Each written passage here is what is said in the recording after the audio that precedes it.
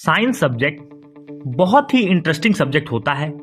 और अगर हम साइंस की बात करें तो साइंस को हम 3 पार्ट में डिवाइड करते हैं, फिजिक्स, केमिस्ट्री और बायोलॉजी।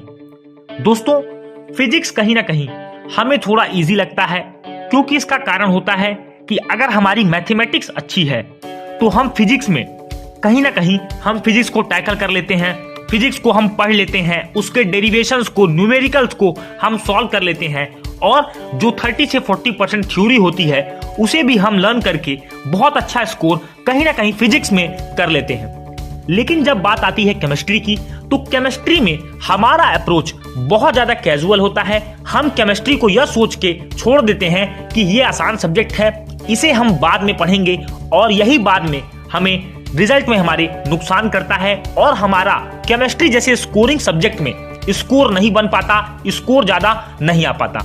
तो आज मैं आपको इस वीडियो में बहुत ही सिंप्लीफाइड तरीके से, बहुत ही सिंपल वे में यह बताने वाला हूं कि अपनी केमिस्ट्री की तैयारी कैसे करें, केमिस्ट्री सब्जेक्ट को आप कैसे स्ट्रॉन्ग करें। सबसे पहले जानिए दोस्तों, हमने जब मैथमेटिक्स की शुरुआत की, जब हम मैथमेटिक्स पढ़ते थे या हमने इंग्लिश की शुरुआत की, तो हम इंग्लिश में सबसे पहले अल्फाबेट्स का नॉलेज लेते हैं, वॉवेल्स और कॉन्सोनेंट को हम छांटते हैं कि कितने वॉवेल्स हैं, कितने कॉन्सोनेंट्स हैं, ये सारी बातें हम जानते हैं। इसी बेस पर हम अपने इंग्लिश के फंडामेंटल को तेज करते हैं। और मैं अगर मैथमेटिक्स की बात करूं तो मैथमेटिक्स में सबसे पहले हम काउंटिंग सीखते हैं, 1 से 100, प्लस माइनस, डिवीजन, मल्टीप्लिकेशन। ये फंडामेंटल 4 ऑपरेशंस हैं जिनको सीखने के बाद हम अपने मैथमेटिक्स की दोस्तों यहाँ पर बेस बनाते हैं, और उसी पे हमारी फाउंडेशन, उसी पे हमारी मैथमेटिक्स की बिल्डिंग खड़ी होती है। तो केमिस्ट्री में भी इसी तरह से आपकी 3 ब्रांचेज हैं।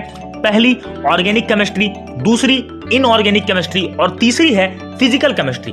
मैं आपको एक एक करके बताने वाला हूं किस तरह से आपको इन तीनों ही ब्रांच पे कमांड पाना है, किस तरह से आपको इन तीनों ही ब्रांच को इतना स्ट्रॉन्ग करना है जिससे आपके एग्जाम्स में बहुत अच्छे स्कोर आए। और शुरुआत से अगर आप तैयारी करना चाहते हैं तो आप कैसे शुरुआत करें।